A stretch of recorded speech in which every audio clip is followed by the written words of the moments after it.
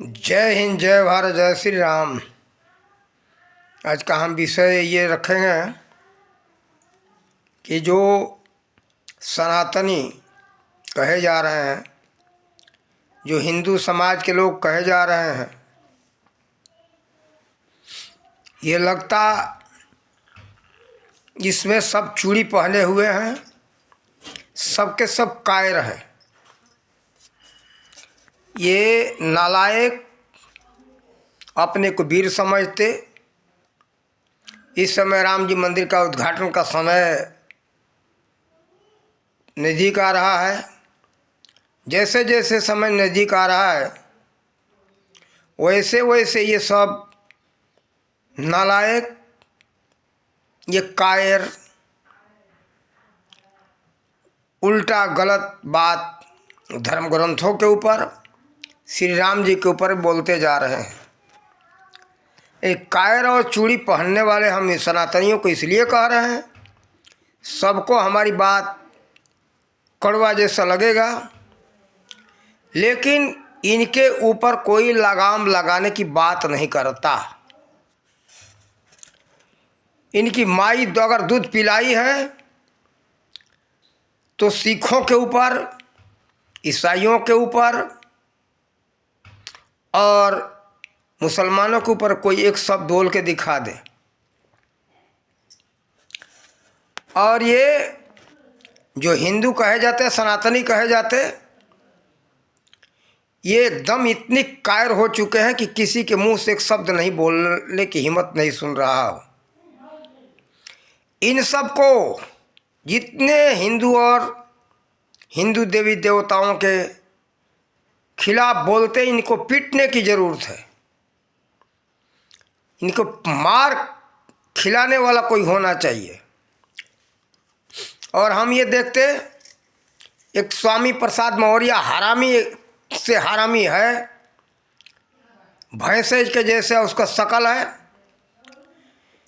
ये केवल मलाई चाटने के लिए, सत्ता की मलाई चाटने की इनकी सब की आदत पड़ चुकी है। जहाँ देखते कि जिधर कुछ मिलने वाला है उधर ही उल्टा गलत सलत बात बोल रहे हैं। इस समय दौर चल रहा है मुसलमानों को खुश करने के लिए, इसलिए सब हिंदू देवी देवताओं के ऊपर ये उटपटांग बात बोल रहे हैं सब। और स्वामी प्रसाद मौर्य ही नहीं, सब के सब जितने सनातनी धर्म ग्रंथ के उल्टा बोलते, सनातनी धर्म ग्रंथों में जो कमियां ये दिखाते, इनकी आदत बन चुकी है। इनकी हिम्मत नहीं दूसरे किसी संप्रदाय, किसी मत के ऊपर ये लोग ऐसा कोई टीका टिप्पणी कर दें। और हिंदू का मतलब तो वास्तव में बहुत अच्छा है, लेकिन ये किसी मुगल ने कहा था, हीन भावना वाले वही इस समय दिखाई दे रहा है। इनके अंदर हीन भावना है। हिंदू का मतलब तो वास्तव में होता है हीन प्लस दो, जो दो विकारों से हीन हो उसको कहते हिंदू। यानी जो पवित्र हृदय का है, जो पवित्र विचार का है, उसको कहते हिंदू। वही हिंदू, मुसलमान, सिख, ईसाई चारों का परिभाषा यही एक ही है। लेकिन यहाँ वही बात हीन भावना से बन चुका है लोगों में। हीन भावना कि हम हीन हैं, कायर हैं, बिल्कुल बलहीन हैं। और सहन, अरे मूर्ख, कितना सहन करोगे?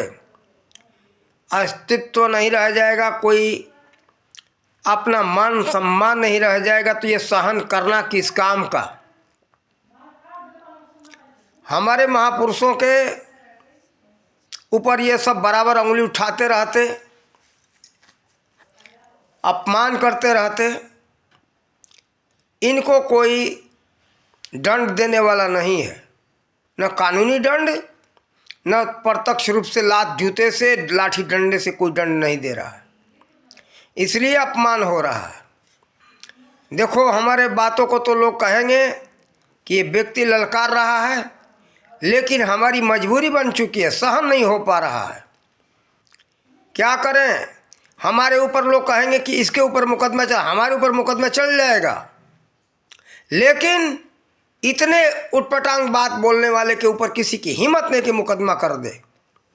कहेंगे कि ये लड़ाने की बात करते, कि ये अपमान की बात सहन करते रहें। कब तक अपमान की बात सहन करोगे? दंड देने की जरूरत है। अगर इनकी हिम्मत है तो कोई जो है मुसलमानों के ऊपर, सिखों के ऊपर उंगली उठा दे, कोई एक शब्द ही बोल दे, इनकी माँ अगर दूध पिलाई है तो नहीं बोलेंगे। जानते कि वहाँ लात जूता तुरंत मिल जाएगा, देर नहीं लगे, तुरंत मुंह से शब्द निकला नहीं, तुरंत दंड शुरू, जो मिल जाएंगे वही पीटना शुरू कर देंगे। इन हिंदू नालायक कायर सब नपुंसक बने हुए हैं। किसी के अंदर हिम्मत नहीं कि कोई एक शब्द बोले, सहन करते रहे। सहन क्या है? ये सहन का सीमा होता कि हम क्या कहें, सीमा से बाहर हो रहा है। ऐसे ये सहन करने की आदत बना ली, साफ हो जाओगे, बर्बाद, खत्म हो जाओगे, नामो निशान नहीं रह जाएगा हिंदू का। देखो, ये सीमा होना चाहिए। देखो, इसके लिए चाहे श्री राम जी हो, चाहे परशुराम जी हो, परशुराम जी भी धर्म रक्षा के लिए लड़े, श्री राम भी लड़े, कृष्ण भी लड़े। ये लोग सहन नहीं करना जानते थे। जब श्री राम जी, परशुराम जी का ये था कि जब वो जनकपुर में गए थे तो उसके जानते थे कि ये धनुष बाण टूट जाएगा तो अपमान होगा, शिव का धनुष है। जनकपुर में गए, सीता स्वयंवर था उस समय, श्री राम जी ने वो धनुष तोड़ दिया। यही शर्त था कि जो धनुष तोड़ेगा वही सीता से विवाह कर सकता है। तो तोड़ने की बात दूर रही, किसी कोई उठा नहीं सका। तब तक श्री राम जी ने उठा करके तोड़ दिया। तो परशुराम जी आए तो कितना ये क्रोधित हो गए थे, दंड देने के लिए उतारू हो गए थे। लेकिन वो उसका सीमा था कि इस तरह का व्यक्ति अगर होगा, वो धनुष तोड़ देगा, तो उसके लिए हमें कुछ करना नहीं है। वो सीधा ब्रह्म के अवतार का उपाधि दी गई। रामावतार का ये मालूम था कि रामावतार होगा तभी धनुष टूट सकता है। तो इसके लिए परशुराम जी ने अपना एक धनुष दिया कि लो, इसका जो तुम ये तान चढ़ा दो। उसका एक डोरी होता, तान का मतलब डोरी अगर चढ़ा दो, धनुष हर समय चढ़ा करके नहीं रखा जाता है, लड़ाई के समय धनुष चढ़ाया जाता है, तीर चलाने के समय में। तो वही जो है परीक्षा लिया श्री राम जी ने, ये परशुराम जी ने देखा, तब जाकर शांत हो गए। तो देखो, धर्म के लिए हर समय तत्पर लड़ने के लिए तैयार होना चाहिए। ये नहीं कि धर्म क्या और लोग शांत नहीं रहना जानते। सिख हो, सिख गुरु ग्रंथ साहब के ऊपर माई का कोई दूध पिया तो बोलकर दिखा दे कोई उल्टा, तुरंत ये सिख जीभ काट देंगे। लेकिन हिंदू समाज कहने वाले इतने कहेंगे कि हम इतने हैं, लेकिन किसी की हिम्मत नहीं कोई बोल दे। ये नालायकियत है, कायरपन है। ये कायर मत बनो। तो देखो, हम इसके विषय में यही कहेंगे, सहन का सीमा रखो। अपमान बहुत हो गया, बहुत हो गया अपमान। जहाँ देखो तहाँ अपमान।